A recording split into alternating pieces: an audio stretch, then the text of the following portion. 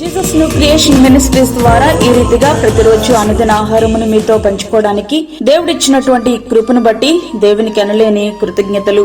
ప్రియులారా, ఈ యొక్క అనుదిన ఆహారము అనే కార్యక్రమం ద్వారా అనేక మంది మేలు పొందుకుంటూ ఉన్నారు. మాకొస్తున్నటువంటి మెసేజెస్ ను బట్టి, ఫోన్ కాల్స్ ను బట్టి మేము ఎంతగానో దేవుని స్తుతిస్తున్నాం. షేర్ చేస్తున్న మీ అందరికీ మా హృదయపూర్వక వందనాలు తెలియజేసుకుంటున్నాను. వాక్య ధ్యానంలోనికి మనం వెళ్దాం. హెబ్రీలకు రాసిన పత్రిక 1వ అధ్యాయము 1వ వచనం. విశ్వాసం అంటే నిరీక్షింపబడి వాటి యొక్క నిజ స్వరూపమును, అదృశ్యమైనవి ఉన్నవనటకు రుజువై ఉన్నది. మన జీవితాల్లో నమ్మకూడని వాటిని చాలా సులభంగా నమ్మేస్తూ ఉంటాము. నమ్మవలసిన వాటిని మాత్రం ఎట్టి పరిస్థితుల్లోనూ నమ్మము. విశ్వాసం పోస్ట్ లో వస్తుంటే అవిశ్వాసం వాట్సాప్ లో వచ్చేస్తున్నట్లుంటుంది. విశ్వాసించలేకపోవడం అంటే దేవునిపై మనము పూర్తిగా ఆధారపడలేకపోతున్నాం. సొంత ప్రయత్నాలు చేసుకుంటూ ఉంటున్నాం. తద్వారా అపజయాలను మూట కట్టుకుంటూ ఉంటాం. జార్జి ముల్లర్ గారి అనాథ ఆశ్రమంలో ఒకరోజు వంటవాడు ఈ రాత్రి పిల్లలకు పెట్టడానికి ఏమీ లేదని చెప్పాడు. సరే అని చెప్పి ప్రార్థించడం ప్రారంభించారు ముల్లర్ గారు. రాత్రి 7 గంటలైంది. వార్డెన్ వచ్చాడు. అయ్యగారు, ఏమి చేయమంటారు అని అడిగారు. అప్పుడు ముల్లర్ గారు, పిల్లలను ప్లేట్స్ పట్టుకుని డైనింగ్ హాల్లో కూర్చోమని చెప్పండి. జార్జి ముల్లర్ గారి మాటలకు వంటవాడు, వార్డెను ఇద్దరూ ఆశ్చర్యపోయారు. ఈయనకేమైనా పిచ్చి పట్టిందా అనుకుని ఆయన చెప్పినట్లే చేశారు. ఈలోపు ఒక పెద్ద లారీ ఆశ్రమంలోనికి ప్రవేశించింది. ఆ లారీ వాళ్ళు ఇట్లా చెప్తున్నారు, అయ్యగారు, ఈరోజు పట్టణంలో ఒక పెద్ద సభ ఏర్పాటు చేయబడింది. హఠాత్తుగా పిలువబడిన ముఖ్య అతిథులలో ఒకరు చనిపోయారు. మీటింగ్ రద్దు చేశారు. సిద్ధపరిచిన ఆహార పదార్థాలు మీ ఆశ్రమానికి అందచేయమన్నారు. ఆహార పదార్థాలు లారీ నుండి దిగుచూ ఉండగానే వెలుపల పాలు తీసుకెళ్తున్న లారీ పంచర్ అయ్యింది. ఆ లారీ డ్రైవర్ ఆ విషయాన్ని వాళ్ళ బాస్ కి చెప్తున్నారు. అవతల నుండి వాళ్ళ బాస్, నువ్వెక్కడున్నావు అని. అతను, ముల్లర్ గారి ఆశ్రమం దగ్గర ఉన్నాను. అయితే ఆ మిల్క్ ప్యాకెట్స్ ఆశ్రమంలో ఇచ్చేసి లారీ పక్కన పెట్టు అని చెప్పారు. ఆ పాల ప్యాకెట్స్ 15 రోజుల వరకు పిల్లలకు సరిపోయాయట. విశ్వాసం అంటే పరిస్థితులు ఎట్లా ఉన్నా సరే దేవుడు నీ కార్యాన్ని నెరవేర్చగలడని ఆయన పైనే పూర్తిగా ఆధారపడగలడం. విశ్వాసం అంటే నిరీక్షణకు ఆధారము లేనప్పుడు అతడు నిరీక్షణ కలిగి నమ్మెను. రోమా 4వ అధ్యాయము 18వ వచనం. అప్పటికే అబ్రహాము గారికి 100 ఏళ్లు, శారమ్మకు 90 ఏళ్లు. వారి శరీరం మృతతుల్యమైంది. ఇక బిడ్డల కొరకు నిరీక్షించడానికి వారికున్న ఆధారం ఏదీ లేదు. అయితే నిరీక్షణకు ఆధారము లేనప్పుడు అతడు నిరీక్షణ కలిగి నమ్మెను.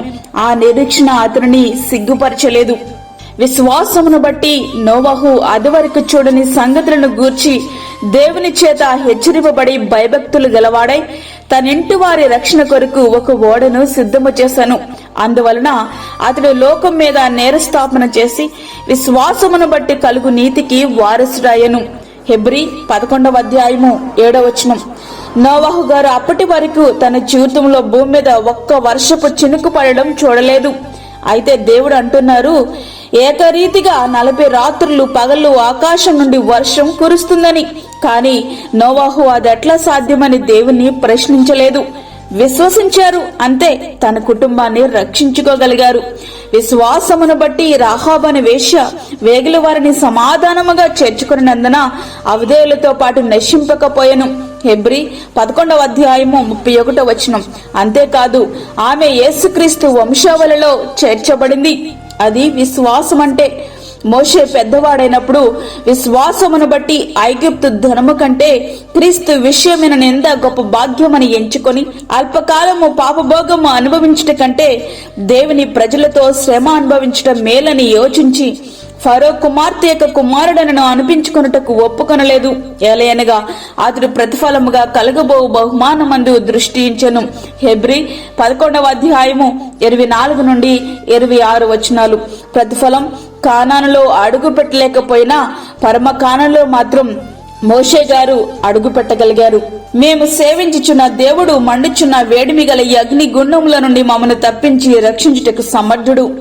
దానియేలు 3వ అధ్యాయం 17వ వచనం. ఆ విశ్వాసమే షద్రకు, మేషకు, అబేద్నెగోలు అన్న వారిని అగ్నిగుండం నుండి తప్పించగలిగింది. ఆ అగ్నిగుండమును ఆహ్లాదకరంగా మార్చగలిగింది వారి యొక్క విశ్వాసమే.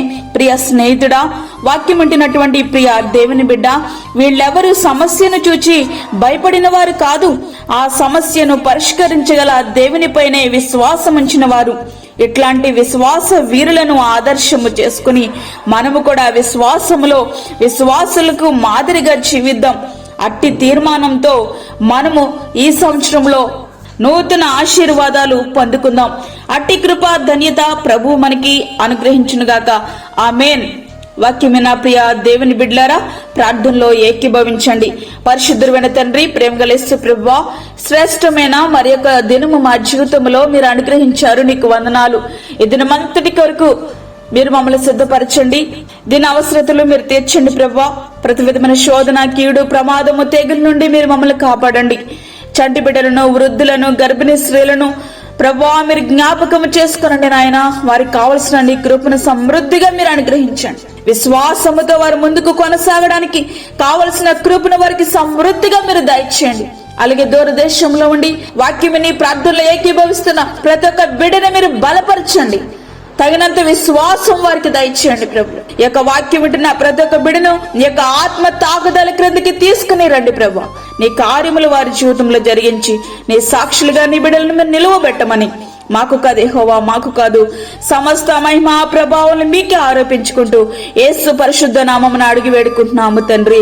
ఆమేన్. ఈ యొక్క వర్తమానములు మీ బంధువులకు, మీ స్నేహితులకు షేర్ చేయండి. దేవుని పనిలో మీరు కూడా పాలిభాగస్తులు కండి. అదే విధంగా మీ ప్రార్థన అవసరతలు మాకు తెలియచేయండి. మా ఫోన్ నంబర్ 9177377559. దేవుడు మిమ్మును మీ కుటుంబమును దీవించునుగాక. ఆమేన్. దేవుని సేవలో మీ సహోదరి అన్నమణి సాల్మన్. మా ఛానల్ని సబ్స్క్రైబ్ చేయండి, షేర్ చేయండి, లైక్ చేయండి. దేవుడు మిమ్మల్ని దీవించునుగాక. ఆమేన్.